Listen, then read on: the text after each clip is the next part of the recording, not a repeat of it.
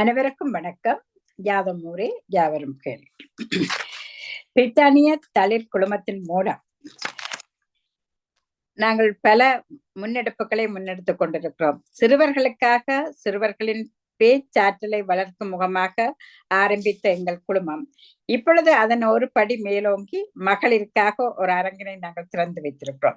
அந்த வகையில் 4ஆம் ஆண்டினை பூர்த்தி செய்து 5ஆம் ஆண்டுக்கு இன்னும் ஒரு சில வாரங்களே உள்ள நிலையில் தளிரை ஆரம்பித்து 5ஆம் ஆண்டு ஆகப் போகிறது. அந்த வகையில் நாங்கள் இப்பொழுது எங்களுடைய மலரும் மகளிர் அமைப்பை ஆரம்பித்து 13வது வாரமாக பாவையர் பார்வையும் 11 கீழ்கணக்கு நூல்கள் என்ற அளவில் 4ஆம் அரங்காக இந்த இலக்கிய சாரலில் நாங்கள் தோய இருக்கிறோம். அந்த வகையில் சங்க இலக்கியங்களை நாங்கள் எடுத்துக்கொண்டோம். அதன்படி சங்க 11 மேற்கிடக்கு நூல்களை ஆய்வு செய்தோம். எங்கள் பார்வையில் நாங்கள் நோக்கிறோம். அந்த வகையில் பலர் இணைந்து 11 கீழ்கணக்கு நூல்களில் 6 நூல்களை 3 நூல்களை முதல் வாரம், அடுத்த 3 நூல்களை அடுத்த வாரமாக நாங்கள் எங்கள் பார்வையில் மேற்கொண்டிருந்தோம்.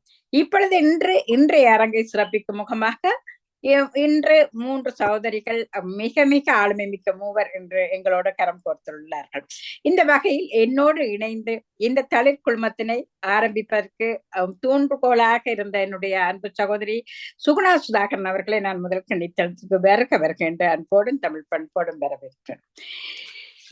அடுத்து எங்கள் ஆலோசகராக இருந்து சுவிஸ் நாட்டிலிருந்து மிக அற்புதமாக பணியாற்றி கொண்டு இந்த பாவேர் பார்வை என்ற மலரும் மகளிர் நிகழ்வினை ஒழுங்குபடுத்தி கொண்டிருக்கும் எங்கள் அன்பு சகோதரி ரதி கமல்நாதன் சகோதரி அவர்களையும் வரவேற்றுக் கொண்டு இந்த இணையத்தை அழகாக இயக்கி நிற்கும் எங்கள் அன்பு சகோதரி ஆதி தற்பரானந்தன் அவர்களையும் அவர் இன்றைய அரங்கில் இணைந்திருக்கும் அத்தனை பேரை நான் வருக என்று முதல் கண் வரவேற்பதில் பெரும் மகிழ்வடைகிறேன். இந்த உண்மையில் இவ்வாறான ஒரு பேராளுமைகள் எல்லாம் இணைவதற்கு இந்த இயற்கையும் இறைவனும் எங்களுக்கு இந்த காலப்பொழுதினை தந்திருக்கிறார்கள். அவர்களுக்கும் எங்களுடைய நன்றியை நாங்கள் கூறிக்கொண்டு என்னுடைய வரவேற்புரையை நான் நிறைவு செய்கிறேன்.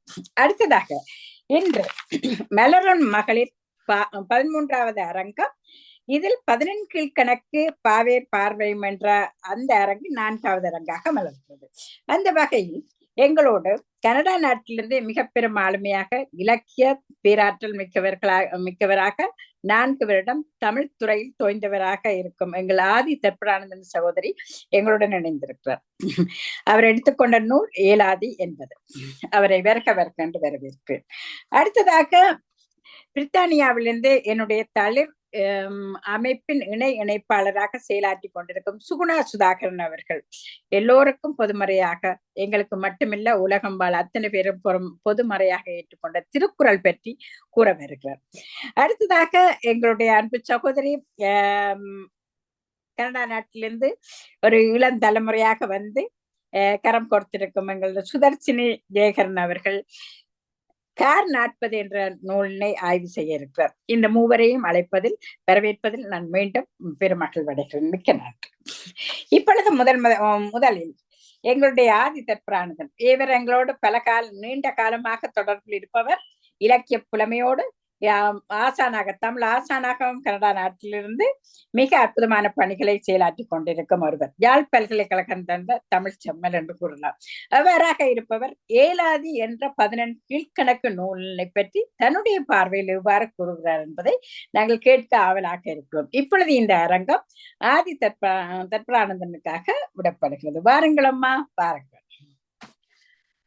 மாதா பிதா குரு தெய்வம் மனதில் வைத்து அன்னை தமிழுக்கு முதல் வணக்கம். தளிர் பிரித்தானியா நிறுவனத்தின் ஸ்தாபகரும் மிக பெரும் ஆளுமையும் தமிழ் பள்ளியின் முதல்வரும் தமிழாசிரியரும் கவிஞரும் பல்துறை வித்தகருமான எங்கள் பேரன்பிற்கும் பெருமதிப்பிற்கும் உரிய அக்காட்சி திருமகள் ஸ்ரீ பத்மநாதன் அவர்களின் தாழ் பணிந்து வணங்கி ஆசி வேண்டி வணக்கம் கூறுவதில் மகிழ்ச்சி அடைகின்றேன்.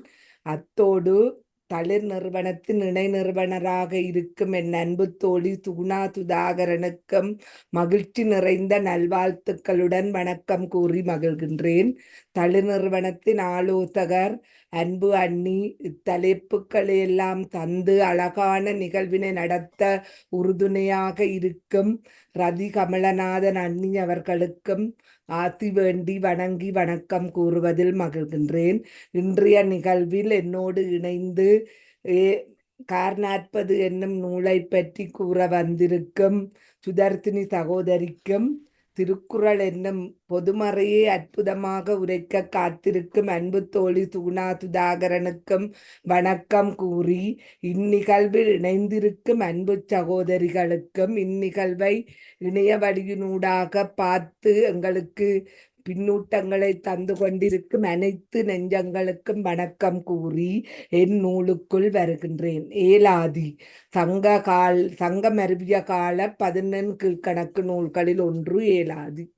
சுவரை வைத்துத்தான் நாங்கள் சித்திரம் வரைய வேண்டும் என்பது பழமொழி. சுவர் இடிந்து போனால் அதன் மேலே உள்ள சித்திரமும் அழிந்து போகும், அது எல்லாருக்கும் தெரியும். அதுபோல எங்களுடைய உடல் உறுதியாக இருக்க வேண்டும்.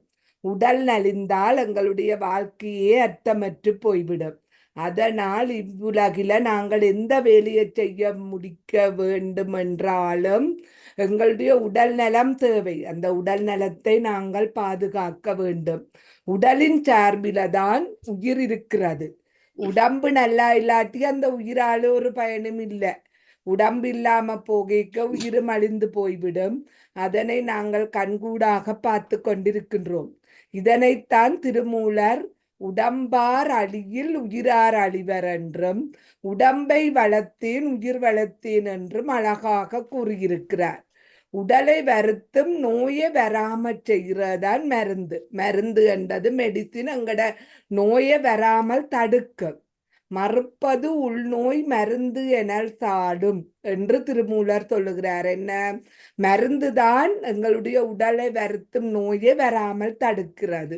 உடம்பினை அழியாது இயற்கை செய்யும் மருந்து முறைதான் மருத்துவம் என்று சொல்லப்படும். அந்த மருத்துவத்தை இறைவன் திருவருளால கண்டறிந்தவர்கள் சித்தர்கள். அதனாலே அது சித்த மருத்துவம் என்று சொல்லப்படுகிறது. சித்த மருத்துவத்துல எல்லாருக்கும் அது ஈஸியா, எளிய மக்களுக்கும் நல்வாழ்வு பெற்றுவதற்கான அதிக செலவில்லாமல் நிறைந்த பயனை தருகின்ற ஒன்றாக இருக்கின்ற மருந்துகள் அந்த சித்த மருத்துவத்துல கூறப்பட்டிருக்குது. சித்த மருந்துகள் பல நிறைய இருக்குது. அதுக்குள்ள சிறந்தனவாக திரிகடுகம், சிறுபஞ்சமூலம், ஏலாதி என்பன குறிப்பிடப்படுகின்றன. உடல் இந்த சிறுபஞ்சமூலம், ஏலாதி, திரிகடுகம் போன்ற உடல் நோயை தீர்க்கும் மருந்துகளைப் போல உள நோயை தீர்க்கும் மருந்துகள், எங்களுடைய உளத்தை செப்பனிட்டு நாங்கள் நல்லவர்களாக வாழ்வதற்கான வழிகளை காட்டும் மருந்துகள் இருக்குது. அது இந்த திரிகடுகம், சிறுபஞ்சமூலம், ஏலாதி என்ற உடல் நோய் தீர்க்கும் மருந்துகளை குறிப்பிட்டு 3 புலவர்கள் பாடல்களை பாடியிருக்கின்றன. இந்த 3 நூல்களும் 11 கணக்குல மருந்து பெயர்களை கொண்ட மிகச் சிறந்த நூல்களாக இருக்கின்றன. இந்த நூல்களை பார்க்கக்குள்ள ஏலாதி, திரிகடுகம், திருப்பஞ்சமூலம், ஏலாதி மூன்றும் மருந்து பெயர்களை குறிக்கின்றது. திரிகடுகம் 3 பொருட்களை வைத்து கூறுகிறது. அதுபோல திருப்பஞ்சமூலம் 5 மருந்துகளை வைத்து கூறுகிறது. அதுபோல ஏலாதி என்பதும் ஒரு மருந்தின் பெயர். இந்த மருந்தின் பெயரே நூலுக்கு பெயராகிறது. திரிகடுகம், திருப்பஞ்சமூலம் போன்றதுதான் ஏலாதி என்ற பெயரும் இருக்குது. ஏலம், இலவங்கம், திருநாவல் பூ, மிளகு, திப்பிலி, சுக்கு, இந்த 6ம் சேர்ந்தது ஏலாதியம். என்னென்று பார்க்கக்குள்ள ஏலம், இலவங்கம், திருநாவல் பூ, மிளகு, திப்பிலி, சுக்கு என்ற அந்த 6ம் சேர்ந்தது ஏலாதி. இந்த 6 பொருட்களையும் சேர்த்து சூரணம் செய்து சாப்பிட்டால் அது எங்கட உடல் நோய்க்கு மருந்தாகும். அதுபோல இந்த ஏலாதி என்ற நூலிலையும் ஒவ்வொரு பாட்டிலும் 6 செய்திகள் சொல்லப்பட்டிருக்கின்றன. இந்த 6 செய்திகளையும் நாம் அறிந்து பின்பற்றி வாழ்ந்தால் மனநோய் இல்லாமல் வாழலாம் என்று கூறப்படுகிறது. இந்த கருத்தில தான் இந்த நூலுக்கு ஏலாதி என்று பெயர் வைத்தனர். இந்த நூலாசிரியர் யார் என்று பார்ப்போமானால் கனிமேதாவியார். கனிமேதையார், கனிமேதாவியார் ரெண்டும் ஒரே பெயரைத்தான் குறிக்கிறது. இது காரணப்பெயராலேயே காணப்படுகிறது. கனியாகிய மேதையார் என்று பொருள் கொண்டால் கணக்கிடுகின்றவராகிய பேரறிவு படைத்தவர் என்பது பொருள். கணக்கிலே வல்லவர், தமிழிலும் பேரறிவு படைத்தவர் நூலாசிரியர். இவர் 14 கணக்கு நூல்களில் ஒன்றான திணைமாலை 150 பாடியிருக்கிறார். சமண சமயத்தைச் சேர்ந்தவர். இந்த நூலினுடைய அமைப்பை பார்த்தால் 82 பாடல்களை நாங்கள் காண்கின்றோம். சிறப்பு பாயிரம், தற்சிறப்பு பாயிரம் ஆகிய 2 பாடல்களும் இதுக்குள்ளே அடங்குது. இந்நூல் மகடு முன்னிலை அமைப்பை கொண்டது. அதாவது ஒரு பெண்ணை விழித்து அவளுக்கு ஒரு கருத்தை கூறுகின்ற வகையில் பாடலை அமைப்பது. அந்த விழிப்பொருள் எந்தெந்த பாடல்கள்ல வருவதென்று பார்த்தால் 1, 2, 6, 7, 13, 21, 28, 29, 31, 32, 33, 56, 76 ஆகிய எண்களை கொண்ட செய்யுள்களில அந்த விழித்து கூறுகின்ற செய்தியை காணலாம். சமண சமயத்துக்குரிய சிறந்த அறநெறிகளான கொல்லாமை, கல்லாமை, பொய்யாமை, போன்ற காமம், கல் ஆகியவற்றை நீக்க வேண்டும் என்றதை வலியுறுத்தி கூறுகின்ற நூலாக இயலாதி இருக்கின்றது. இல்லறம், துறவரம் ஆகிய நெறிகளையும் விளக்குகிறது. சமண சமய நூலாக இருந்தாலும் இதில் கூறப்பட்டுள்ள அறநெறிகள் அனைவருக்கும் பொதுவான பொது நெறியாக அமைந்துள்ளது. இதன் சிறப்பாகும். மற்றது ஏழாதின்ற பாடல்களை நாங்க பார்த்தால் படிப்பதற்கு கொஞ்சம் கடபுடா அப்படித்தான் இருக்கு. செய்திகளையும் சொற்களையும் எண்ணி எண்ணி எடுத்து கோத்திருப்பது போல இருக்குது. சில பாடல்களுக்கு மிகவும் முயன்றுதான் பொருள் காண வேண்டும். ஒவ்வொரு வெண்பாவிலும் 6 செய்திகளை சொல்ல வேண்டும் என்ற எண்ணத்துடன் பாடப்பட்டிருந்தாலும் சரளமாக பாடப்படிய முடியவில்லை. மிக முயன்றுதான் இந்த நூலாசிரியர் இந்த வெண்பாக்களை பாடியிருக்கிறார் போல தெரியுது. ஆனாலும் சில பாடல்கள் சரளமாக எளிய நடையில் அமைந்திருக்கின்றன. அவை இந்நூலாசிரியருடைய ஆற்றலை காட்டுவதாக கொள்ளலாம். 4 வரிகளில் 6 பொருள்களை சொல்ல வேண்டும். அதற்கு சிறந்த அறிவும் ஆற்றலும் இருந்திருக்க வேண்டும். இந்த நூல் ஏலாதி என்ற நூலை பாடிய புலவருடைய அறிவு ஆற்றலையும் இந்த பாடல்களுக்கூடாக நாங்கள் காணப்படுகின்றன. இந்த போற்றத்தக்க பாடல்கள் என்று பார்க்கக்குள்ள இதுல நிறைய பாடல்கள் இருக்கின்றன. இந்த வடமொழி வழக்குகள் பலவற்றையும் இந்த நூலாசிரியர் இதுல குறிப்பிட்டிருக்கிறார். வட சொற்கள் மிகுதியாக கலந்திருக்கும் நூல் இது ஒன்றுதான். சொல்லியவையே பாடல்ல திரும்ப திரும்ப சொல்லப்படுகின்றன. அவை நீதியாக வலியுறுத்துவதாக எடுத்துக்கொண்டாலும் படிப்போர்க்கு அலுப்பு தட்டாம போகாது. போற்றத்தக்க பல உண்மைகளும் இந்த நூலில காணப்படுகின்றன. ஒரு நாட்டின் பிரதிநிதியாக இருப்பவர் மற்றொரு நாட்டில சென்று அந்த அரசோடு தொடர்பு கொண்டிருப்பவர். அவரை நாங்கள் அரசாங்கத்தின் தூதுவர் என்று சொல்லுவோம். ஒரு நாட்டின் பிரதிநிதியாக சென்று மற்றொரு அரசாங்கத்தோட பேசுபோரும் தூதர். இப்ப நாங்கள் புலம்பெயர்ந்த நாடுகள்ல இலங்கை தூதரகம் இருக்கிறது. அந்த தூதரகத்தின் தொடர்புடையவர்கள் இருந்து எங்களை நினைப்பு பாலமாக இருக்கிறார்கள். அது போல இருப்பதுதான் தூதர். இத்தகைய தூதர்களுக்கு இருக்க வேண்டிய தகுதிகளை பற்றி ஒரு வெண்பா சொல்லுது. என்ன சொல்லுது என்று பார்த்தால், மாண்டு அமைந்து ஆராய்ந்த மதிவனப்பே வன்கண்மை ஆண்டு அமைந்த கல்வியே தொல்லாற்றல் பூண்டு அமைந்த காலம் அறிதல் கருந்துங்கால் தூதுவர்க்கு ஞாலம் அறிந்த பொருள். ஒழுக்கத்தில சிறந்த நூலறிவு பெற்று தன் நாட்டு நிலைமையையும் அந்நிய நாட்டு நிலையையும் ஆராயத்தக்க அறிவு நிறைந்திருக்க வேண்டும். பார்த்தவர்கள் உள்ளத்தை கவரத்தக்க, மற்றவர்கள் கண்டவுடனே மதிக்கத்தக்க அழகிய தோற்றம் வேண்டும். பகைவர்க்கு பயந்து நடுங்காமல் உண்மையை எடுத்து கூறி வழக்கிடத்தக்க அஞ்சாமை குணம் அவைக்கு அமைந்திருக்க வேண்டும். சிறந்த கல்வி, அதாவது பல துறைகளையும் பற்றி படித்து அவைகளை பற்றி தெளிவாக தெரிந்து கொண்டிருக்க கல்வியும் வேண்டும். அன்பர்கள் பகைவர்கள் அனைவரது உள்ளத்தையும் கவரும்படியும் எதிரிகள் எங்களுடைய எனிமீஸுக்கு பதில் கூறுவதற்கு அஞ்சும்படியும் ஆணித்தரமாக காரண காரியங்களை விளக்கி பேசும் செல்வன்மையும் வேண்டும்.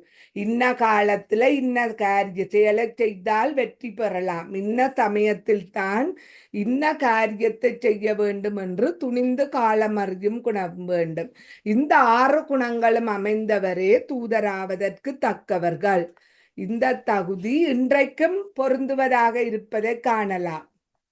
இந்த தகுதி இன்றைக்கும் பொருந்துவதாக இருக்கிறது. இந்த தமிழர்கள் அந்நிய அரசர்களுடன் தொடர்பு கொண்டிருந்தனர் என்பதற்கும் இச்செய்யுள் காரணமாக இருக்கிறது.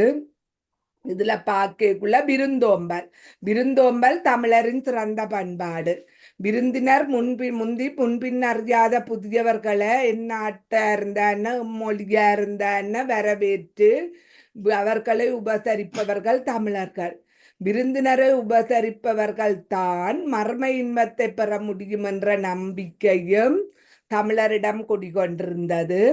விருந்தினரை எவ்வாறு வரவேற்று உபசரிக்க வேண்டும் என்பதை பற்றி ஏலாது எப்படி கூறுதண்டு பாக்க, இன்சொல் அலாவல் இடமினிது ஊஞ்சாவற்கும் வன்சொல் களைந்து வகுப்பானேல் மென்சொல் முருந்து ஏய்க்கும் முற்போல் எய்த்தினாய் நாளும் விருந்து ஏற்பர் விண்ணோர் விரைந்து. மென்மையான சொல்லையும் மயிற்பீலியின் அடியை ஒத்த கூர்மையையும் வெண்மையும் அமைந்த பற்களையும் உடைய பெண்ணைத்தான் விழித்து சொல்றார். விருந்தினராக வருபவர்கள் அனைவரிடமும் இனிய சொற்களை கதைக்க வேண்டும். அவர்களோட மனம் நிறைந்து மனம் கலந்து உறவாட வேண்டும். தங்குவதற்கு பொருத்தமான வசதியான இடத்தை கொடுக்க வேண்டும். ஆடை அணி முதலியவைகளையும் அளிக்க வேண்டும். இனிய உணவும் விட வேண்டும். கடுஞ்சொல்லற்ற இனிய மொழிகளையே எந்நாளும் பேச வேண்டும். இவ்வாறு விருந்தினர்களை உபசரிப்பவனை தேவர்கள் விருந்தினனாக ஏற்றுக்கொள்வார்கள். இவ்வளவு அழகாக அந்த விருந்தினர்களை எவ்வாறு உபசரிக்க வேண்டும் என்பதை சொல்லுது. அதோட வருவிருந்த ஓம்பி மற்ற போகிற விருந்தினர்களை பார்த்திருப்பவர்களும் தமிழர்கள். அதற்குரிய கருத்துக்களை எல்லாம் இந்த தேலாதி நூல் மிக மிக அழகாக எடுத்து சொல்லுகிறது. ஏலாதி நூல் கனிமாதிய மேதாவியார் பொதுவாக அறங்கள் செய்வது என்று மட்டுமென்று சொல்லாமல் இத்தகைய அறங்களை செய்பவர்கள் மறுபிறவியில மன்னராய் பிறந்து ஆட்சி செய்வர் என்றும் 21 பாடல்கள்ல குறிப்பிடுகிறார். விண்ணவர்க்கும் மேலானவர் யார் என்பது 8 பாடல்களில் சொல்லப்படுகிறது. காலனுக்கு அஞ்சி நிற்காமல் அறம் செய்ய வேண்டும் என்றும் கூறுகிறது. காலன் வராமல் தடுப்பது, காலனுக்கு அஞ்சி அறம் செய்து வீடு பெற முயல வேண்டும் என்பதை அளப்போகான் அஞ்சான் அலறினான் கேளான் இழப்போவான் ஈடற்றார் என்றும் தொழப்போகான் என்னே இக்காலன் ஈடு ஓரான் தவமுயலான் கொன்னே இருத்தல் குறையண்டு. காலன் வந்தாலும் தவம் செய்யாமல் இருக்கக்கூடாது, தவத்தை செய்ய வேண்டும். காலன் வருவான், தவம் செய்யக்கூடாது என்று இருக்காமல் தவம் செய்ய வேண்டும் என்பதை மிக மிக அழகாக கூறி அறநெறிகள் நன்னறிகள் முதலியவற்றை நாங்கள் கடைபிடிக்க வேண்டும். அதனால்தான் எங்கள் வாழ்வில் உறுதி கிடைக்க வேண்டும் என்பதுதான் ஏலாதி நூலின் நோக்கமாக அமைகிறதை காண முடிகிறது. ஏலாதி நூல் பற்றிய எனது பார்வையில் எனக்கு தெரிந்த சில கருத்துக்களை உங்களுடன் பகிர்ந்து கொண்டேன். மிக்க நன்றி. அனைவருக்கும் மகிழ்ச்சி நிறைந்த வாழ்த்துக்களும் நன்றியும். வணக்கம். மிக்க நன்றி. தி தற்பரானந்தன் கனடா நாட்டிலிருந்து இணைந்து கொண்டவர் மிக அற்புதமாக தன்னுடைய பார்வையில், அதாவது கீழ்கணக்கு நூல்களை எடுத்துக்கொண்டு முதல் 3 அரங்கங்கள் சென்றுவிட்டு இன்று 4வது அரங்கம் 11 கீழ்கணக்கு நூல் பாவேர் பார்வையில் உண்மையில் அற்புதமான ஒரு விளக்கம். ஏலாதி ஏற்கனவே நீங்கள் அந்த குறிப்பிட்டது போல சித்த மருத்துவம் என்றதுக்கு அழகாக விளக்கம் கொண்டீர்கள். சித்தர்களால் கண்டறியப்பட்ட மருத்துவம் சித்த மருத்துவம். உண்மையில உடம்பில்லாவிட்டால் உயிருக்கு என்ற வேலை இங்கே உயிராவியாக போய்விடும். எனவே உடம்பை பேண வேண்டும். உண்மையில் அந்த நாளில் விருந்தே மருந்து என்று சொல்லி அந்த விருந்து கொடுக்கும் போதே அவர்கள் உடல் நலத்தை பேணும் விதமாக விருந்தளிப்பார்கள். எது நல்லது, எது முதல் வைக்க வேண்டும், அந்த இலையில் எது முதல் வைக்க வேண்டும் என்பதை அவர்களுக்கு அறிந்திருக்கிறார்கள். அவ்வாறு அந்த விருந்து படைப்பதிலே பல நுட்பங்களை பின்பற்றிய இனம் எங்களுடைய தமிழ் இனம். அவ்வாறாக உண்மையில் மிக மிக சிறப்பாக நீங்கள் எடுத்து ஆய்வு செய்திருக்கிறீர்கள். அதே நேரம் நல்ல அழகாக கூறியிருந்தீர்கள். இந்த 6 பொருட்களை நாங்கள் பின்பற்றி வந்தால், அதாவது 6 மருந்து பொருட்களை குறிப்பிட்டு இருந்தீர்கள், ஏலாதியில் குறிப்பிடப்பட்டு இருக்கிறது. அந்த 6 மாதிரி 6 கருத்துக்களை கூறுகிறார்கள். இலக்கியத்தையும் மருத்துவத்தையும் எவ்வாறு கொண்டு வந்து எண்ணும் எழுத்தும் கண்ணெனத்தாகும் என்று சொல்லி குறிப்பிட்டது போல, இந்த இலக்கியத்தையும் மருந்தையும் எவ்வாறு கொண்டு வந்து இணைத்து பிணைத்து காட்டியிருக்கிறார்கள். மிக அருமையான பார்வை உங்களுடைய பார்வை. மனநோய்கள் அற்ற உலகமாக அந்த நாள் இருந்தது. நாங்கள் கேள்விப்படவில்லை. எங்களுடைய காலத்தில் அங்கிருந்த போது மனநோய், டிப்ரெஷன் இந்த வார்த்தைகளை நாங்கள் கேள்விப்படவில்லை. ஆனால் இன்று வீட்டுக்கு வீடு, நாளைக்கு நான் ஒவ்வொரு வீட்டிலும் அதேதான் கதை. அவ்வாறாக இருக்கிறது. அதை விட உண்மையில் செல்விருந்தோம்பி வரவிருந்து பார்த்திருந்த இனம், அதை எவ்வாறு அழகாக நீங்கள் கூறியிருக்கிறீர்கள். அதே மாதிரி தூது, இந்த தூதுக்கு நீங்க அழகான ஒரு பாடல் ஒன்று பாடினீர்கள். அந்த நாடு என்ற அதிகாரத்தில் திருவள்ளுவர் கூறுகிறார், ஆங்கு அமைவு இல்லாத எய்திய கண்ணும் பயமின்றே வேந்து அமைவு இல்லாத நாடு. அந்த ஒரு நாட்டில் எவ்வாறு மன்னன் இருக்க வேண்டும் என்று கூறப்பட்டிருக்கிறது. அதே இதை பின்பற்றித்தான் நீங்க தூதுவை பற்றி குறிப்பிட்டிருக்கிறார் கனிமேதாவியர். மிக அழகாக தூதுவனை பற்றி அற்புதமாக கூறப்பட்டிருக்கிறது. மற்றது இவருடைய பின்புலங்கள் எல்லாம் ஆய்வு செய்திருக்கிறீர்கள். திணை மாலை 150 பற்றி கூட நீங்கள் குறிப்பிட்டிருக்கிறீர்கள். உண்மையில் அற்புதமான ஆய்வம்மா. இதை கேட்டுக்கொண்டு இருப்பவர்களுக்கு ஏலாதி என்ற நூலை மீள எடுத்து படிக்க வேண்டும் என்ற ஆவல் எழும். அதே நேரம் ஒரு பொதுவான ஒரு பார்வையாக முழுமையாக நீங்கள் தந்திருக்கிறீர்கள். மிக்க மிக்க நன்றியும் வாழ்த்துக்களும் ஆதி தற்பரானந்தன் அவர்களுக்கு மிக்க நன்றி. உண்மையில் எங்களுடைய அன்பு நன்றி அம்மா. பார்வையாளர்களாக இணைந்திருக்கிறார்கள் எங்கள் அன்பு சகோதரிகள். பிரான்ஸ் நாட்டிலிருந்து வதனி சகோதரி, பிரித்தானிய நாட்டிலிருந்து ராஜ் சகோதரி, பிரித்தானியாவிலிருந்து புனிதா சகோதரி, மூவரையும் நாங்கள் விறக என்று வரவேற்றுக் கொள்கிறோம். அடுத்ததாக உலக பொதுமறையாக எல்லோராலும் ஏற்றுக்கொள்ளப்பட்ட நூல். உண்மையில் திருக்குறள் எங்கள் மொழி சார்ந்த நூல் என்று நாங்கள் கூறி பெருமைப்படக்கூடிய ஒரு நூல். இவ்வாறான நூலை தன்னுடைய பார்வையில் எவ்வாறு அவர் விளக்கப் போகிறார், எங்களுக்கு எந்த தரப்போகிறார் என்பதை குறிப்பிட இங்க வருகிறார். பிரித்தானிய நாட்டிலிருந்து எங்கள் தளிர் குழுமத்தின் இணைப்பாளராக இருக்கும் என் அன்பு சகோதரி சுகுணா சுதாகரன் அவர்கள். பிரித்தானிய நாட்டில் பேராளுமையாக திகழ்ந்து பட்டிமன்றங்கள், கவியரங்கங்கள் எல்லாவற்றையும் அற்புதமாக செய்து கொண்டிருக்கும் ஒரு கருத்தாளர். அதனை விட தன்னுடைய ஆசிரியர் பணியோடு இணைத்து மிக அற்புதமாக விளம் பெறுவார். வாருங்கள் அம்மா, உங்கள் பார்வையில் யாழ் பல்கலைக்கழகம் தந்த ஒரு வர்த்தகத்துறை பட்டதாரி. வாருங்கள் அம்மா. மிக்க வணக்கமும் வாழ்த்துக்களின் நன்றிகளும் அக்காச்சி. நிறைய வணக்கம் சொல்லிக் கொண்டிருந்தால் நேரம் போய்விடும். நான் இன்றைய அரங்குக்குள் கலந்து சிறப்பித்துக் கொண்டிருக்கும் என் அன்பு சகோதரிகள் அத்தனை பேரையும் எண்ணகத்தை இணைத்துக் கொண்டு அழகாக தலைமையினை வகித்து இந்த தளிர் குடும்பத்துக்கு ஆணி வேராக இருக்கும் எனது அன்பு அக்காட்சிக்கும் இத்தருணத்தில் நன்றியை கூறிக்கொண்டு, இன்றைய பாவியர் பார்வையிலே எனக்காக கொடுக்கப்பட்ட தலைப்பு எல்லோராலும் விரும்பி ஒருவன் நல்லவனாக வாழ்வதற்கு நாங்கள் எதுவுமே படிக்க தேவையில்லை. ஆயிரம் நீதி நூல்கள் பண்டை தமிழர் ஆகிய எங்களினுடைய மூதாயர் இருந்து இன்று வரை நிறைய நீதி நூல்கள் காணப்படுகின்றது. ஆனாலும் இந்த வள்ளுவன் தந்த திருக்குறளினை ஒருவன் முழுமையாக படித்து உணர்ந்து அதனை முத்தி பெறுவானே ஆனால் வையத்துள் அவன் வாழ்ந்து முடிக்க முடியும் என்கின்ற ஒரு அவ்வாறான ஒரு அரிய நூலைத்தான் என்னுடைய பார்வையிலே நான் இன்று எடுத்திருக்கின்றேன்.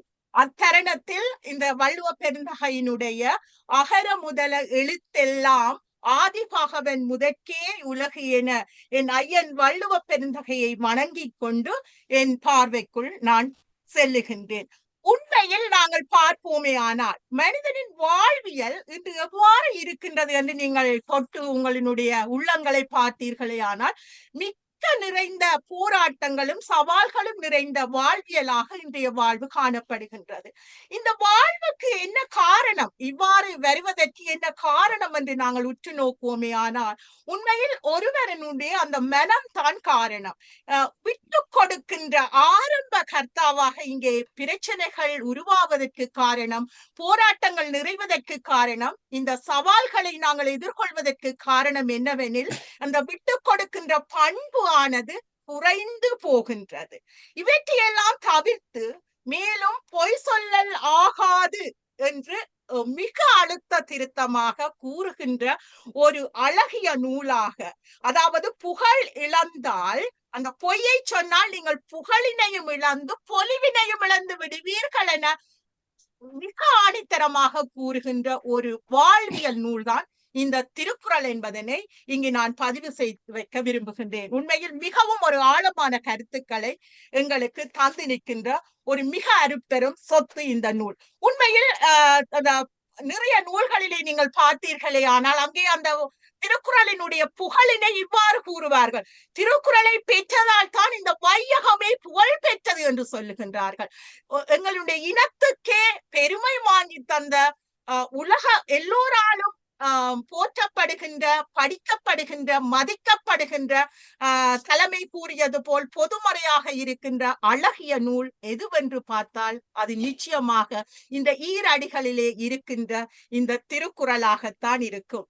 எனவே இந்த திருக்குறளை உலகம் என்பது உயர்ந்து போற்றுகின்ற, நிமிர்ந்து பார்க்கின்ற ஒரு நூல் எதுவென்றால் அது திருக்குறளாகத்தான் இருக்கும். எதனை நீங்கள் பார்த்தாலும் அது விடையாக இங்கே திருக்குறள் தான் வந்து நிற்கின்றது.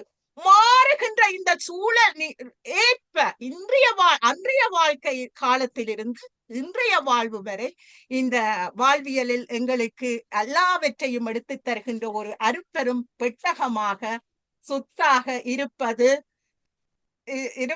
இந்த திருக்குறள் என்பதனை இங்கே ஆணித்தரமாக கூறி வைக்க விரும்புகின்றேன். அதே போல் நான் இந்த திருக்குறளை பற்றி சொல்வதற்கு முன்பு இந்த திருக்குறளை இயற்றிய ஐயனார் பற்றி ஒரு சிறுவிடயம் நீங்கள் அறிந்திருந்தாலும் சொல்ல வேண்டும். அதைவிட இந்த திருக்குறளில் என்ன பொதிந்திருக்கின்றது என்பதனை நான் சொல்ல வேண்டும். திருக்குறளானது உங்கள் எல்லோருக்கும் தெரியும். அதில் ஒரு 1330 பாடல்கள் காணப்படுகின்றன. அதே போல் அதில் 133 அதிகாரங்கள் காணப்படுகின்றன. 133 அதிகாரங்களும் 1330 பாக்களும் அங்கே காணப்படுகின்ற அரும் பெரும் பெட்டகம்தான் இந்த திருக்குறள் ஆகும். அதையும் 3 பால்கள் காணப்படும். அது உங்கள் எல்லோருக்கும் தெரியும். ஆனாலும் நான் எடுத்துக்கொண்ட எனது நூலினுடைய உள் அகத்தினை நான் உங்களுக்கு சொல்ல வேண்டிய நிலைப்பாட்டில் இருக்கின்றேன். அங்கே பார்த்தீர்களானால் அறம்பொருள் இன்பம் என்பவற்றை காட்டுகின்றது.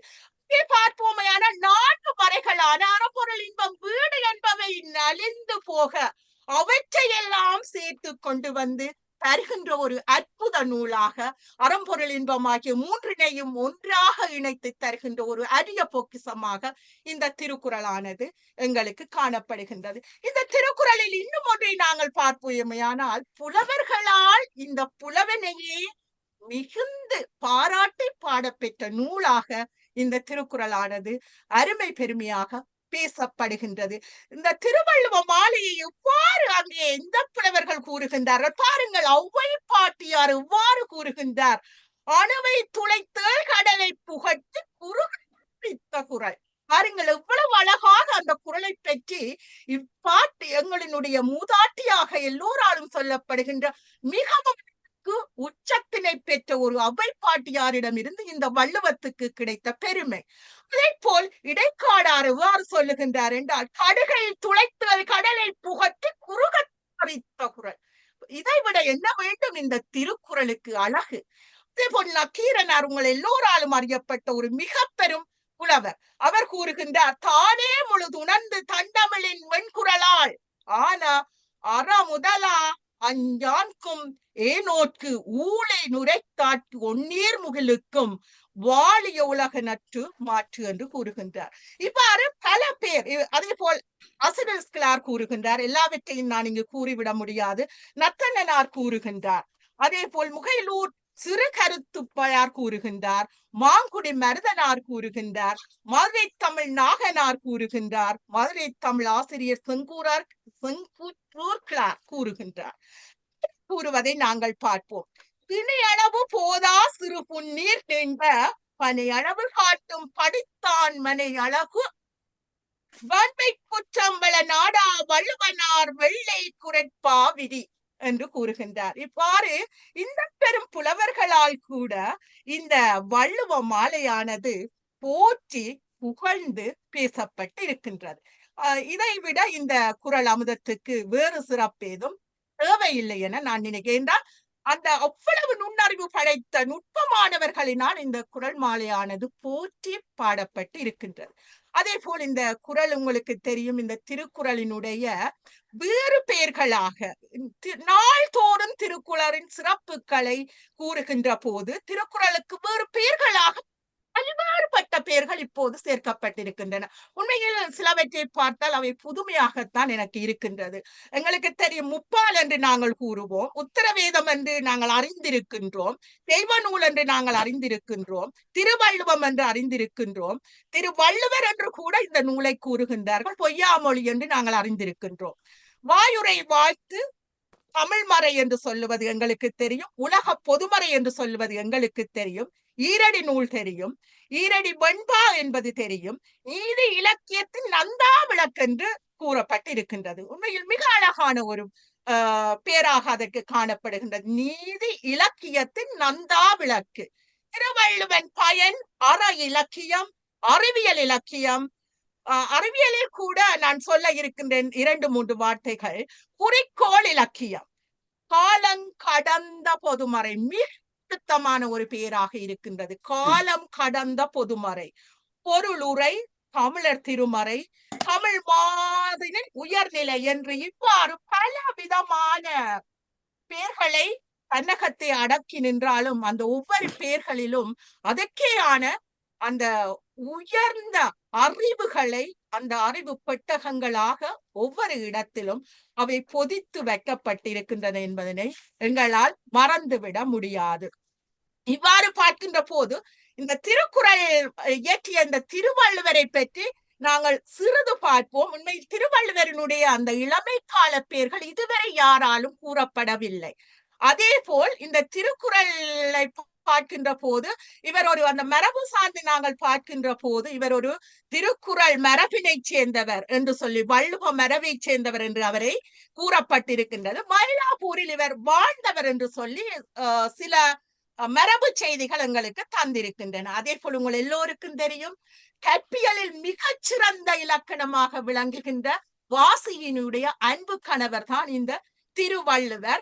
இந்த திருவள்ளுவரினுடைய ஒன்று இங்கே படிக்கின்ற போது, ஒரு அறிவியல் நூலிலே பார்க்கின்ற போது, வள்ளுவர் தாம் எழுதிய இந்த முப்பால் நூலினை சங்கத்திலே அரங்கேற்றுவதற்கு மிக மிக கடினமாக நிறைய கஷ்டங்களை எல்லாம் எதிர்நோக்கி அந்த கஷ்டங்களுக்கு எல்லாம் ஒரு முடிவுக்கு கொண்டு வந்து அவருக்கு அந்த நூலினை அரங்கேற்றுவதற்கு ஔவையார் தான் உதவினார் என்று சொல்லி அறநூல்களிலே நாங்கள் பார்த்து கொண்டு போகின்ற போது அந்த செய்திகளை காணக்கூடியதாக இருக்கின்றது. அதே போல் நாங்கள் திருக்குறளை எவ்வாறு கூறுகின்றோமோ அதுபோல் வள்ளுவருக்கு கூட நாயனார், தெய்வப்புலவர், தேவர், பெருநாகவலர், பொய்யாமொழி புலவர் என்று இவ்வாறு பல பெயர்களோடு இந்த இறையனார், அதாவது இந்த வள்ளுவனார் எங்களுக்கு பல பெயர்களோடு எங்களை நிறைய ஈரடிகளில் இந்த வாழ்வினையை அளந்து எங்களுக்கு தந்து சென்றிருக்கின்றார் என்று சொன்னால்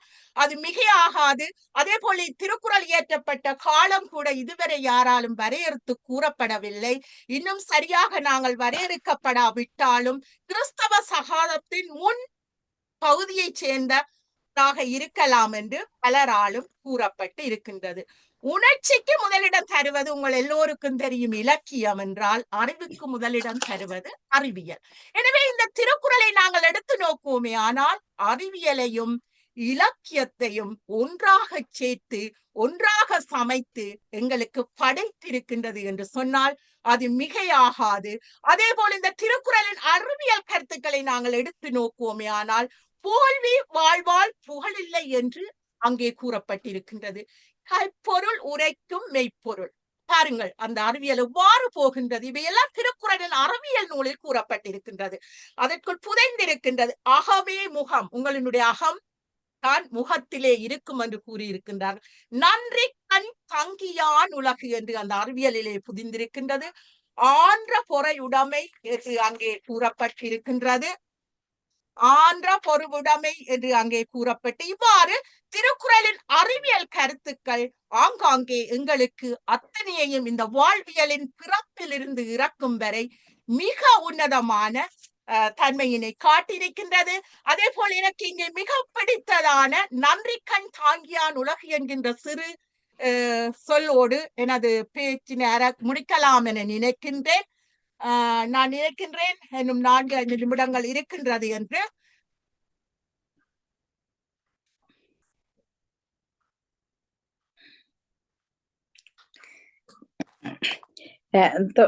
தொடரலாம்.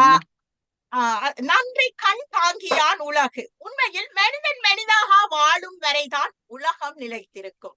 அதில் எந்த விதமான மாறுபாடும் இல்லை. எனக்கு இவற்றுள் இத்தனைக்குள்ளும் மிகவும் ஈர்ந்தது இந்த நன்றி கண் தாங்கியான் உலகு என்கின்ற அந்த நிகழ்வு இந்த வள்ளுவத்தில் மிக பிடித்திருக்கின்றது. என்ற வகையிலே மனிதன் மனிதனாக வாழுகின்ற வரைதான் எங்களுக்கு இந்த உலகம் நிலைத்திருக்கும் என்பதற்கு சான்றாகத்தான் இந்த நன்றியினை அவர் கூறியிருக்கின்றார். உண்மையில் மக்களை குறிப்பாக நாங்கள் பார்ப்போமேயானால் உலகம் சிரிக்கின்றது என்று சொன்னால் என்ன? அங்கே சிரித்து வாழ்ந்தால் அந்த உலகமானது சிரிக்கும். எனவே ஒருவன் செய்த நன்றியினை நாங்கள் நிச்சயமாக வாழ்நாளில் மறக்க கூடாது என்பதற்கு வள்ளுவர் பெருந்தகை கூறியிருக்கின்றார். பாருங்கள், நன்றியினை அவர் ஒரு கைமாறாக கூட நினைத்திருக்கின்றார். இந்த குறள் மிக மிக எனக்கு பிடித்தமான குறள். எனவே இந்த நன்றியினை மட்டும் உங்களுக்கு கூறி, ஏனென்றால் அத்தனையும் இங்கு கூறிவிட முடியாது.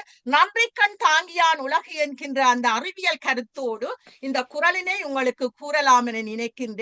கைமாறு வேண்டா கடப்பாடு மாறி மாட்டு நாற்றும் கொல்லோ உலகு. உண்மையில் பாருங்கள், அந்த மலையுடைய கூட நன்றியை எதிர்பார்க்கிறது என்று விந்தையாக அங்கே கூறப்பட்டிருக்கின்றது. எனவே இங்கு நாங்கள் பார்த்தோமையானால் கைமாறு வேண்டா கடப்பாடு மாறி மாட்டு எந்நாற்றும் கொல்லோ உலகு என்று அந்த நன்றி ஒரு கைமாறாக அவர் கருதி இந்த குறளினை எங்களுக்கு வடித்து நிற்கின்றார். அதே போல் இங்கே சொல்லுகின்றார், நன்றி மறப்பது நன்றன்று, நன்றல்லது அன்றே மறப்பது நன்று. உண்மையில் இந்த நன்றி மறவாமை என்பது தமிழ் மக்களாகிய எங்களினுடைய பாரம்பரிய வாழ்வோடு ஒட்டி அது பின்னி பிணைந்து இருக்கின்றது. அதை கூட அவர் விட்டு வைக்கவில்லை. ஒரு அழகான குரலோடு எங்களுக்கு அந்த வாழ்வியலை புகட்டி நிற்கின்றார். அத்தோடு எனக்கு பிடித்தமான குரலில் இன்னும் 2 இருக்கின்றது. அறிவுடைமையோடு சேர்த்து. உண்மையில் இதை நீங்கள் உணர்வீர்களே ஆனால் வாழ்க்கையில் எந்த விதமான தவறுகளும் நிகழாது நாங்கள் பாதுகாத்துக் கொள்ளலாம். சிறு வயதில் இருந்து கூட இங்கே ராஜ்யமா கூட இருக்கின்றார். ஒரு நாள் நானும் ராஜியும் கதைக்கின்ற போது ராஜியிடம் கேட்டேன், உங்களுக்கு குறளில் எந்த குறள் பிடிக்கும் என்று. அதே போல எனக்கு இது பிடிக்கும் என்று நான் அவருக்கு சொல்லி இருந்தேன். எப்பொருள் யார் யார் வாய் கேட்பினும் அப்பொருள் மெய்ப்பொருள் காண்பது அறிவு. அதனுடைய பொருள் எல்லாம் உங்களுக்கு தெரியும். நான் பொருட்களை தந்துவிட முடியாது இப்போது. எனவே நீங்களே அந்த பொருட்கள் உங்களுக்கு தெரியும். இதில் இருப்பவர்கள் அத்தனை பேரும் மிக பெரும் ஆளுமைகள். எப்பொருள் யார் யார் வாய் கேட்பினும் அப்பொருள் மெய்ப்பொருள் காண்பது அறிவு. அவ்வாறு வாழ்வோமே ஆனால் பிரச்சனைகள் வர மாட்டாது. நட்புக்கு இலக்கணமாக உடுக்க இழந்தவன் காய் போல் அங்கே இடுக்கண் களைவதான் நட்பு. எவ்வாறு அந்த நட்புக்கு அங்கே அவர் கூறி நிற்கின்றார். அதே போல் இல்வாழ்க்கையினோடு சேர்த்து நான் முதலில் கூறியது போலதான் வையத்துள் வாழ்வாங்கு வாழ்பவன் வானுரையும் தெய்வத்துள் வைக்கப்படும் என கூறி இங்கே நான் கூறியவை அத்தனையும் தொட்டு தொட்டு எங்களினுடைய இந்த பொதுமறையில் இருந்து சிலவற்றை கூறினேன். ஆனால் உண்மையில் இந்த திருக்குறளை நாங்கள் சிறு வயதில் இருந்து எங்கள் வாழ்நாள் முழுவதும் உணர்ந்து படிப்போமே ஆனால் அத்தனை பேரும் வையத்துள் வாழ்வாங்கு வாழ்ந்து எங்களினுடைய வாழ்வியலின் சிறப்புகள் அத்தனையும் அடைந்து ஒரு முத்தி நிலையை அடையலாம் என கூறி அழகிய சந்தர்ப்பத்துக்கு நன்றி கூறி என் ஐயம் வள்ளுவ பெருந்தகை வாழ்க, இந்த குறளமுதம் வாழ்க. மினமானது இந்த திருக்குறளை படித்து அதன்படி வாழ வேண்டும் என உங்கள் எல்லோருக்கும் அன்பு வேண்டுகோள் விடுத்து விடைபெறுகின்றேன். நன்றி, வணக்கம். மிகச் சிறப்பு சுகுணாம்மா, மிகச் சிறப்பு. திருக்குறளை திருக்குறள் ஒரு பார்வை ஒரு பக்கம் போக எனக்கு பிடித்த குறள் என்பதை எடுத்து மிக அற்புதமாக கூறியிருந்தீர்கள். திருவள்ளுவருடைய பெயர்களை கூறியிருந்தீர்கள், திருக்குறளை பற்றி கூறியிருந்தீர்கள், உலகம் எவ்வாறு ஏற்றுக்கொண்டது என்பதை பற்றி கூறியிருந்தீர்கள். உண்மைதான். எல்லாவற்றையும் பார்க்கும் போது காலத்தினால் செய்த உதவி சிறிதென் நன்றி சிறிதெனினும் ஞானத்தில் மான பெரிது என்பதுதான் எனக்கு ஞாபகம் வந்தது. அதே நேரம் பிற நாட்டு நல்லறிஞர்கள் அதை திருக்குறளை வணக்கம் செய்திருக்கிறார்கள், மொழிபெயர்த்திருக்கிறார்கள், ஆரத்தி எடுத்து தங்களோடு திருக்குறளோடு தாமாக வாழ்ந்திருக்கிறார்கள். இவ்வாறான ஒரு குறளுக்கு சொந்தக்காரர் நாங்கள். உண்மையில் நினைக்க பெரிய ஆச்சரியமும் உண்மையும்.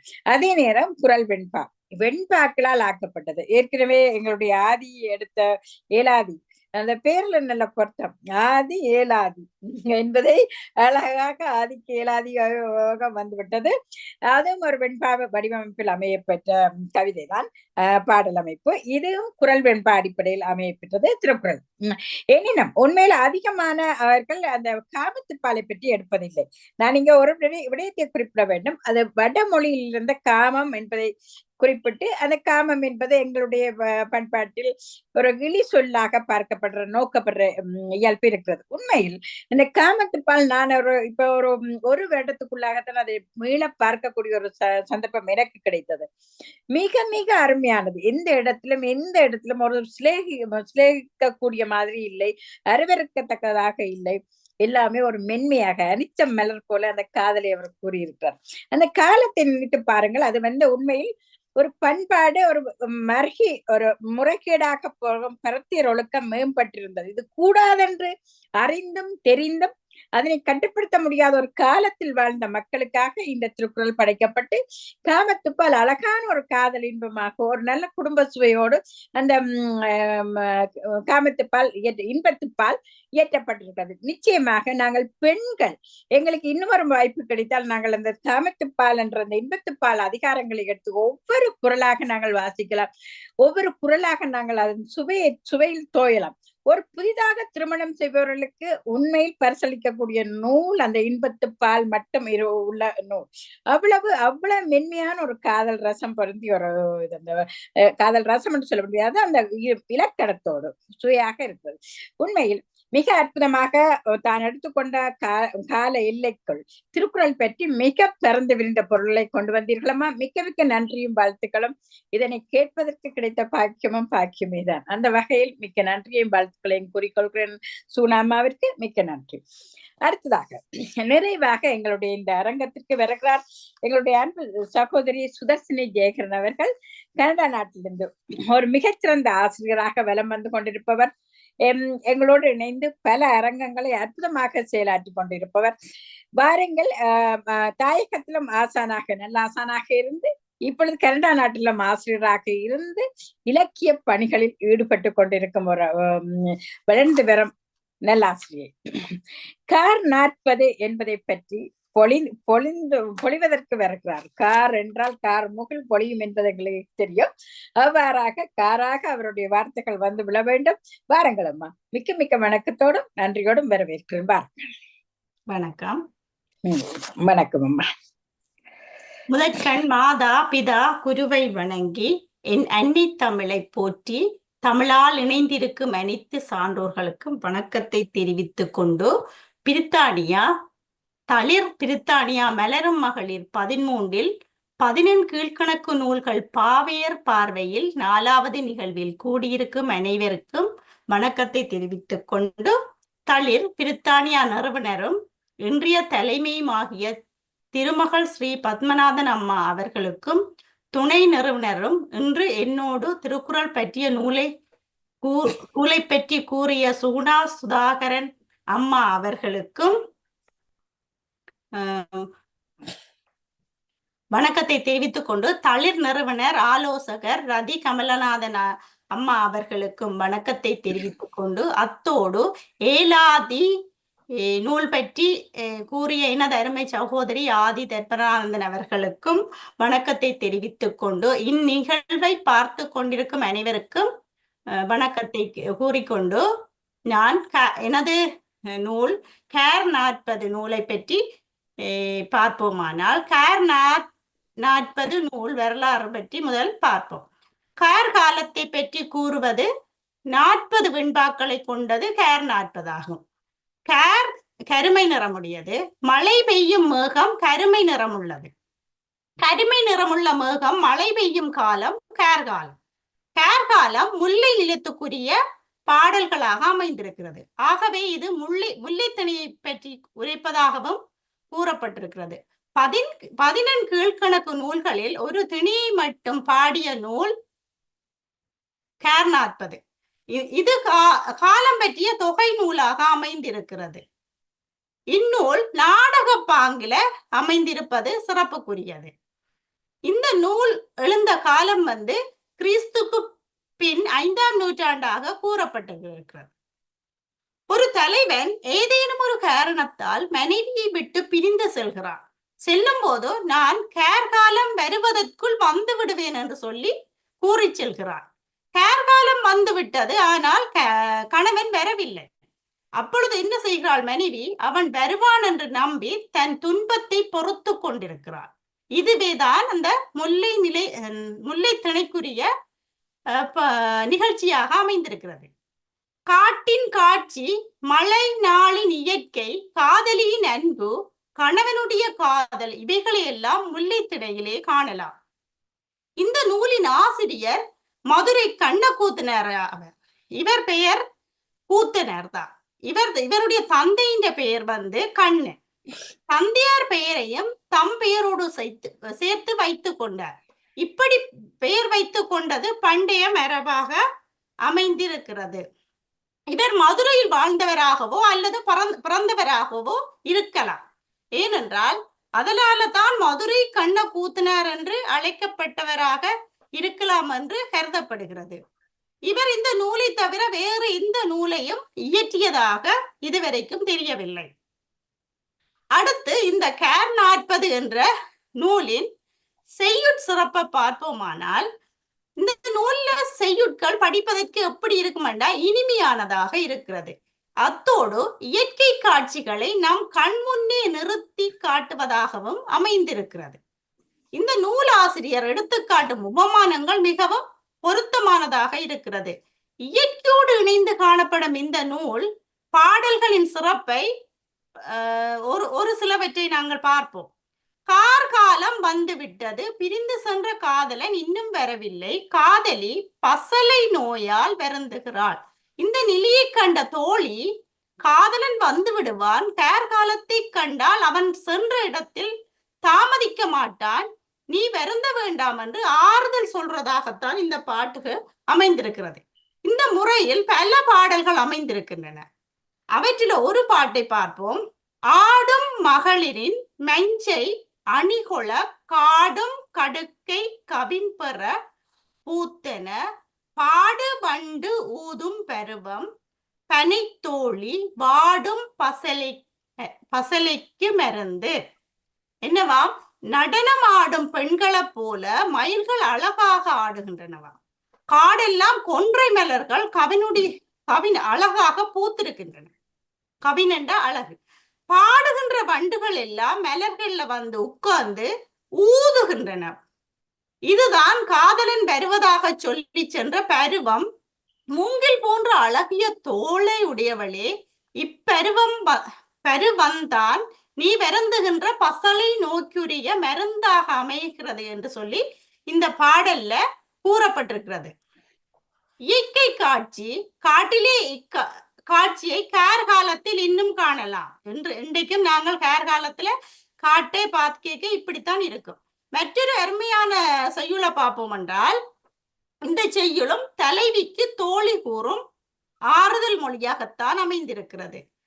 கல் பயில் காணம் கடந்தார் வர ஆங்கே நல்லிசை ஏறொடு வானம் நடு நிற்ப செல்வர் மனம் போல் கவினுகின்ற நல் கூந்தார் மேனி போல் புல் என்ற காடு என்று சொல்லி இந்த பாட்டின் 8வது பாடல்ல கூறப்பட்டிருக்கிறது.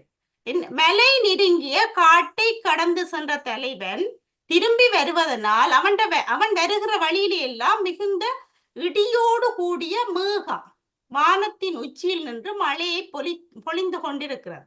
அதனாலதான் வறுமை உள்ளவர்களின் உடம்பை போல வாடி வதங்கி இருந்த காடுகள் எல்லாம், இந்த வறுமையால வாடி இருந்தவர்கள உடம்பு எப்படி இருக்குமோ அது போல காடுகள் எல்லாம் செல்வம் உள்ளவர் இந்த வெப்பத்தால வதங்கி இருக்கிற நேரம் அந்த மழையை கண்டு செல்வம் உள்ளவர்களின் உள்ளம் போல அழகாக காட்சி அளிச்சிடும். மழை இல்லாத காலத்துல காட்டில் உள்ள மரம் செடி கொடிகள் என்ன செய்யும்? சோர்ந்து வாடி போய்த்தான் இருக்கும். வெயில் அக்காட்டை வாட்டி வதைத்து கொண்டிருந்தது. அந்த காடு பார்ப்பதற்கு அழகில்லாமல் இருக்கும். வெயில் வாட்டி வறண்டு போயிருந்தா எப்படி இருக்கும்? அழகில்லாமல் தான் இருக்கும். பொலிவிழந்து கிடக்கும். மழை பெய்த உடனே என்ன செய்யும்? காடு செழித்து வளரும். மரம் செடி கொடிகள் எல்லாம் தழைத்து காய்த்து குலுங்குகின்ற. இது பார்ப்பதற்கு கண்ணுக்கு இனிமையாக இருக்கும். கோடியால் வாடியிருந்த காடு வறுமையால் வாடுகின்ற உடம்பை போல் வற்றியிருந்தது. மழையால் செழிப்புற்ற காடு செல்வம் உள்ளவன் நெஞ்சம் போல செழிப்படைந்தது என்று சொல்லி இந்த பாடல் அடிகள்ல நாங்கள் அறியக்கூடியதாக இருக்குது. அத்தோடு இந்த இந்த கார் 40 சொல்லப்பட்ட செல்வச்சர் சிறப்பு எப்படி உள்ளது என்றதை பார்ப்போமானால், செல்வம் உள்ளவர்களே வாழ்க்கையில் இன்பம் அடைய முடியும், புகழ் உள்ளவர்களாக வாழ முடியும். செல்வம் இருந்தால்தான் வறியோர்க்கு வழங்கி உதவி செய்யலாம். ஆதலால் இல்லறத்தில் வாழ்வோர் பொருளீட்டுவதை முதன்மையாக கொள்ள வேண்டும் என்று சொல்லி இந்த ஆசிரியர் கூறியிருக்கிறார். புணர்தரு செல்வம் தருபற்கு சென்ற இம்மை மறுமை இன்பங்கள் பொருந்துவதற்குரிய செல்வத்தை தேடிக்கொண்டு வரும் பொருட்டு சென்றார் என்று சொல்லி இந்த கேர் 40 உள்ள பாடல் 11வது பாடல் சொல்லப்பட்டிருக்கிறது. அத்தோட கெடா புகழ் வேட்கை செல்வர் மனம் போல் படா மகிழ் வண்டு பான் முரலும். என்னவாம்? அழியாத புகழை விரும்புகின்ற செல்வர்களின் சிந்தி போல கெடாத மகிழ்ச்சியை உடைய வண்டு இசை பாடி கொண்டிருக்குமா. இவைகள் செல்வத்தால் பெரும் இன்பத்துக்கு, செல்வம் வந்தால் இன்பம் அடையலாம் என்றதுக்கு ஒரு எடுத்துக்காட்டாக அமைந்திருக்கிறது. நச்சியார்க்கு ஈதலும் நன்னர் தெறுதலும் தன் செய்வான் சென்ற. தம்மை நாடி வந்தவர்களுக்கு கொடுப்பதும் பகைவரை அழிப்பதும் தமக்கு புகழ் தரும் என்று நினைத்து பொருள் தேட சென்றார் என்று சொல்லி பாடல் 7வதுல குறிப்பிடப்பட்டுள்ளது. மண்ணியல் ஞாலத்து மென்னும் புகழ் வேண்டி பொன்னியல் நல்லாய் பிரிந்தாய். பெண் தன்மை நிறைந்த சிறந்தவளே, அவர் இவ்வுலகில் நிலையான புகழை பெற விரும்பியே பொருள் தேட சென்றார் என்று சொல்லி பாடல் 8 குறிப்பிட்டுள்ளது. இவை செல்வம் புகழுக்கு காரணம் என்பதை எடுத்து காட்டியுள்ளது. இந்த கேர் 40 என்ற இந்த நூலிலே அவர்களுடைய பழக்க வழக்கங்கள் எவ்வாறு அமைந்திருக்கிறது என்பதை இந்த நூலாசிரியர் காலத்திலே தமிழ்நாட்டிலே வேள்விகள் நடைபெற்று வந்த என்றும் புகழ் வேள்வி தீ போல எச்சாரும் மின்னும் மழை என்று சொல்லி புகழுக்குரிய யாகக்கினி போல மேகம் வந்து எப்பக்கமும் ஒளி வீசும்படி மின்னுகிறது என்று சொல்லியும் கூறப்பட்டிருக்கிறது. அத்தோடு திருமால் பலதேவன் ஆகிய தெய்வங்களை பற்றி இந்நூலாசிரியர் குறிப்பிட்டிருக்கிறார். பெருங்கடல் வண்ணன் என்றது திருமாலையும், நெஞ்சில் வெலவன் என்பது பலதேவனையும் குறிப்பதாக பாடல்களில் காணப்படுகிறது. இந்த கார்த்திகை நாளில் வரிசையாக விளக்கு வைத்து கொண்டாடும் வழக்கம் பண்டை காலத்தில் இருந்தது.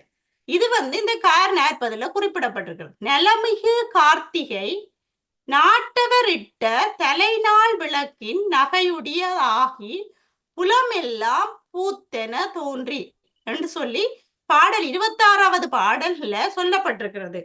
நன்மை மிகுந்த கார்த்திகை திருநாள்ல நாட்டினர்டா கொளுத்தி வைத்த முதல் விளக்கை போல தோன்றி பூக்கள் எல்லா இடங்களிலும் அழகாக பூத்திருக்குமா. இத்தகைய செய்திகளைத்தான் கேர் 40 நாங்க காணக்கூடியதாக இருக்கிறது. அது மட்டுமில்லாமல் பழங்கால இலக்கியங்களை இயற்றிய புலவர்கள் என்ன செய்திச்சினம் அறிவியல் அறிவும் தெளிவும் கொண்டிருந்தவர்களாக காணப்பட்டிருக்கின்றனர் என்றதுக்கு இந்த பாடல்கள் எடுத்துக்காட்டாக இருக்கின்றன. அந்த வகையில கேர் 40 அறிவியல் குறிப்புகளை பார்ப்போம்டா, தோழியொருத்தி வானவில் தோன்றினால் மழை வரும் என்ற குறிப்பை தருகிறார். திருவில் விலங்கு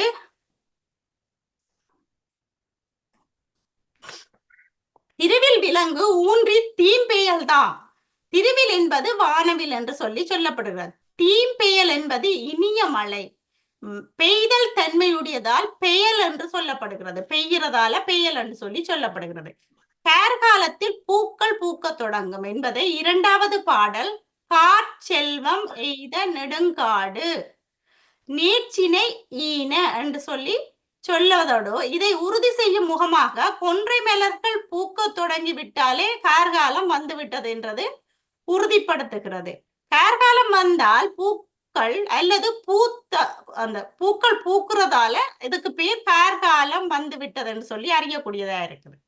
மின்னலால் கண் பார்வை போய்விடும் என்கின்ற குறிப்பையும் காண முடிகிறது இந்த நூலில். கண் பௌவி ஒளிபுறு மின்னும் மலை. கண் பௌவி என்றால் கண் ஒளி கெட என்பதாகும். கார்காலத்துல யானைகள் இணையும் தன்மையால் ஆண் யானைக்கு மதநீர் ஊறி அதன் மனம் காடெல்லாம் பரவுமா. அந்த குறிப்பையும் இந்த நூலிலே நாங்கள் பாடல் 24ல காணக்கூடியதாக இருக்குது. கல்லோங்கு கானம் களிற்றின் மதையாரும் என்று சொல்லி சொல்லப்பட்டிருக்கிறது. கடல் நீரை வாங்கி மேகமாகி மேற்கு தொடர்ச்சி மலையில் சூழ்கொண்டு மழை பொழிவதை 33வது பாடல்ல நாங்க கடல் நீர் முகைந்த காமம் சூழ் எழிலி என்ற மேகம் என எடுத்துரைக்கிறது. இதே குறிப்பை விரிதிரை என்றும் சொல்லப்பட்டிருக்கிறது. விரிதிரை என்றால் விரிந்த அலைகளுடைய கடல் வெள்ளம் வெறுத்தல் என்றா நிறைதல் பெருகி என்று 34வது பாடலும் கருங்கடல் மேய்ந்த காமம் சூழ் எழிலி என்று 37வது பாடலும் உணர்த்துகின்றன. இவ்வாறு கார்காலம் தொடங்கிவிட்டால் என்னென்ன இயற்கை நிகழும் அறிவியல் குறிப்புகள் என்பதை கார் 40 தருகிறது. பருவப்பொழுது மேகம் சூழ் கொள்ளுதல், இடிமுழக்கம், பூக்கள் மலர்தல், வாசம் வீசுதல், மழையின் தன்மை முதலிய குறிப்புகள் பாடலை புனைந்த புலவரின் அறிவியல் அறிவை வெளிப்படுத்துவதாகத்தான் அமைந்திருக்கிறது. அத்தோடு நூலின் சிறப்பு பாயுரை செய்யுள் பற்றி நூலின் இறுதியில கூறப்பட்டிருக்கிறது. அது என்னென்றால் முல்லை கொடி மகிழ மொய் குழலார் உள்மகிழ மெல்ல புனல் பொழியும் மின் எழில்கார் கொல்லை நூல் வெள்ளார் உளம் மகிழ தீம் தமிழை வார்க்குமே சொல் ஆய்ந்த கூத்தர் கேர் சூழ்ந்து என்று இந்த நூலினுடைய சிறப்பு பாயிர செயலுளே இறுதியாக கூறப்பட்டுள்ளது. எனவே எனது நேரம் நிறைவடைந்து செல்வதால் வாய்ப்புக்கு நன்றி சோரி விடைபெறுகிறேன். நன்றி, வணக்கம். இனிமே நிறைய இருக்கு ஆயத்தப்படுத்தினது இல்ல தொடர்ச்சியாக சொல்லிக்கொண்டு போனீங்கம்மா. மிக மிக அற்புதம். உங்களுடைய தேடலும் தெளிவும் நீங்கள் தந்த விதமும் மிக அற்புதம். எவ்வாறு நூலை பகுத்தாய்ந்து உங்களுடைய பார்வையில் தர வேண்டும் என மிக அற்புதம். ஏனெனில் நாங்கள் 8 தொகை நூல்களை பார்த்தோம், 10 பாட்டு நூல்களை பார்த்தோம். 8, 10, 18 மேற்கணக்கு நூல்கள். மேல்கணக்கு நூல்களை பற்றி நாங்கள் அறிந்த அளவுக்கு கீழ்கணக்கு நூல்களை பற்றி அறியவில்லை. அதுல கார் 40, களவழி 40, இன்னா 40, இனியவை 40 என்று 40க்கே அந்த இலக்கியத்தில் பெரிய ஒரு வரலாறு இருக்கிறது. இவ்வாறு இருக்கும்போது கார் 40 பற்றி அதிகமானவர்கள் அறிந்திருக்க வாய்ப்பில்லாத பட்சத்தில் நீங்கள் மிக அற்புதமாக கொண்டு வந்தீர்கள். உண்மையில் மதுரை கண்ணன் கூத்தனார் அந்த அவருடைய இந்த புலவர் அதை விட நீங்க அற்புதமாக தொடங்கினீர்கள். நாடக பாங்கில் அமைந்தது. எனக்கு கலித்தொகைதான் ஞாபகம் வந்தது. அதை விட தொல்காப்பியத்திலே எங்களுக்கு நாடக குறிப்புகள் காணப்படுகின்றது. அப்போ நாடக இலக்கியமாக காணப்பட்டிருக்கிறது. அதை விட ஒரு முல்லை நிலத்துக்குரிய ஒரு காப்பியம் கூட ஒரு செய்யுள் அது வெண்பா வடிவத்தில் அமைந்தது என்று கூறியிருந்தீர்கள். உண்மையில் வெண்பா நாங்கள் படிக்கும் போது அவர்கள் விருத்தம் என்பது பின்னர் வந்ததாகவும் வெண்பாதான் முன்னர் வந்ததாகவும் இலக்கிய குறிப்புகள் செய்யுள் குறிப்புகள் காணப்படுகின்றன. அவ்வாறு வெண்பா வகமையில் அமைந்த பாடல்கள் படிப்பதற்கு சுவையாக இருக்கும் வெண்பாக்கள் அவ்வாறான ஒன்று.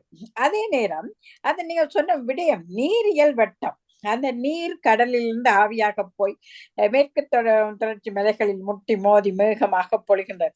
உண்மையில் நீரியல் விட்டம் பற்றி இப்பொழுதுதான் விஞ்ஞானிகள் கண்டுபிடித்ததாக கதையை அளந்து கொண்டிருக்கிறார்கள். எங்களுடைய புலவர்கள் எவ்வாறு அந்த நுட்பமான அறிவின் நிமித்தம் கடலிலிருந்து நீர் மேலிருக்கிறது, அது குளிர்வடைந்து மீண்டும் மழையாக பொழிக்கிறது, எவ்வாறு கண்டுபிடித்திருக்கிறார்கள். நான் தொல்காப்பிய அரங்கம் ஒன்றுக்கு போகும்போது அந்த மரத்துக்கும் உயிர் இருக்கிறது, ஓர் அறிவு உயிரினவே என்ற கூற்றிலிருந்து உலகம் உருண்டியானது, அது உலகம் ஐம்பூதங்களால் ஆக்கப்பட்டு இருக்கிறது என்ற அறிவியல் உண்மை தொல்காப்பியத்தில் கூறப்பட்டிருக்கிறது. நான் உண்மையில ஒரு திகைப்பாக இருந்தது. கலிலியோ கல்லி பூமி உருண்டை என்பதற்காக மரண தண்டனை பெற்றவர். அவ்வாறு இருக்கும் போது தொல்காப்பியத்திலே உருண்டை என்று கூறப்பட்ட உண்மைகள் எல்லாம் இருக்கிறது. உண்மையில் நாங்கள் பேசா பொருளாக இருக்க முடியாது, பேசும் பொருள்களாக இந்த தமிழ் இலக்கியங்களை இவ்வுலகத்துக்கு மீண்டும் மீண்டும் வழங்க வேண்டியவர்களாக இருக்கும். நீங்கள் எடுத்துக்கொண்ட பிறப்பு அது உண்மையில் அது இலக்கியம்தான் என்றாலும் கூட அதில் நிறைய அறிவியல் உண்மைகள் கூறப்பட்டு இருக்கின்றன. அந்த ஒரு தலைவன் தலைவி அவரை விட்டு பிரிகின்றார். அதுக்கு காரணங்கள் அதிகம் இருக்கிறது. பொருள் வயம் பிரிதல் அல்லது வேறு பிரிதல், தொழிற்தடி பிரிவார், போருக்காக பிரிவார், வாணிபம் செய்வதற்காக பிரிவார். அவ்வாறு அவர் வரும் வரைக்குமான அந்த காலப்பகுதியில் அவர் மனைவி ஏங்கி துடித்துக் கொண்டிருப்பார். அவர் வரும்போது அவர் வேற என்று எதிர்பார்ப்பதும் அதற்கிடையில் உள்ள அந்த கூடல் சம்பவங்கள் தான் இந்த இலக்கியம். என்றாலும் கூட அதற்கிடையில் ஒவ்வொரு சொற்களும் எங்களுக்கு கூறும் கருத்துக்களை நுட்பமாக தந்திருந்தீர்களாமா. உண்மையில் இந்த அரங்கு இவ்வளவு விரிவு பெறும் என்று நான் எதிர்பார்க்கவில்லை. மிக மிக ஆரோக்கியமான ஆளுமையானவர்கள் அணி சேர்ந்து இந்த அரங்கை நீங்கள் புதுப்பித்துக் கொண்டிருக்கிறீர்கள். நாளும் புதுப்பித்துக் கொண்டிருக்கிறோம். அந்த வகையில் உண்மையில் இன்று இந்த அரங்கத்தை மிக மிக அழகாக சிறப்பித்த ஆதி ஏலாதி என்ற நூலையும், சுகுணா சுதாகரன் திருக்குறள் என்ற நூலையும், சுதர்சனி ஜெயகரன் கார் 40 என்ற நூலை 14 கீழ்கணக்கு நூல்களாக இந்த 3 நூல்களையும் எடுத்து மிக மிக அற்புதமாக ஆய்வு செய்தீர்கள். எங்கள் தளிர் குழுமம் சார்பாகவும், இலக்கிய புலமை மிக்க அத்தனை பேர் சார்பாகவும், எங்கள் தமிழ் நெஞ்சங்கள் சார்பாகவும் உங்களுக்கு நான் நன்றியை தெரிவித்துக் கொள்வதில் பெரும் மகிழ்ச்சி அடைகிறேன். உண்மையில் என்றுடன் நாங்கள் 12 நூல்களை நாங்கள் நிறைவு செய்திருக்கிறோம் என்று நினைக்கிறேன். இன்னும் 6 நூல்கள் வாரத்துக்கு அடுத்த வாரம் எங்கள் மூவர் இணைந்து கொள்வார்கள். எங்களுடைய தளிர் குழுமத்தின் பிரதம ஆலோசகராக இருந்து வழி நடத்தி கொண்டிருக்கும் எங்கள் ரதி கமல்நாதன் சகோதரி எங்களோடு இணைந்து கொள்வார் அடுத்த வாரத்துக்கு மறு அரங்கில். அந்த அரங்கில் நாங்கள் மூவர் மீண்டும் இணைந்து கொள்வோம். அந்த வகையில் இந்த தளத்தினை எங்களுக்கு யூடியூப் வழியாக தந்து கொண்டிருக்கும் ஆதி தர்பரானந்தன் அவர்களுக்கு என்னுடைய விசேடமான நன்றியை தெரிவித்துக் கொள்கிறேன். மிக்க மிக்க நன்றியை கூறிக்கொண்டு இந்த அரங்கினை மிகுந்த மன நிறைவோடும் மன மகிழ்வோடும் நான் இந்த தளிர் குழுமத்தின் 13வது அரங்கம், எங்களுடைய பாவையர் பார்வையில் அரங்கம் 14 கணக்கு 4வது அரங்கத்தை நிறைவு செய்கிறேன். நன்றி, வணக்கம்.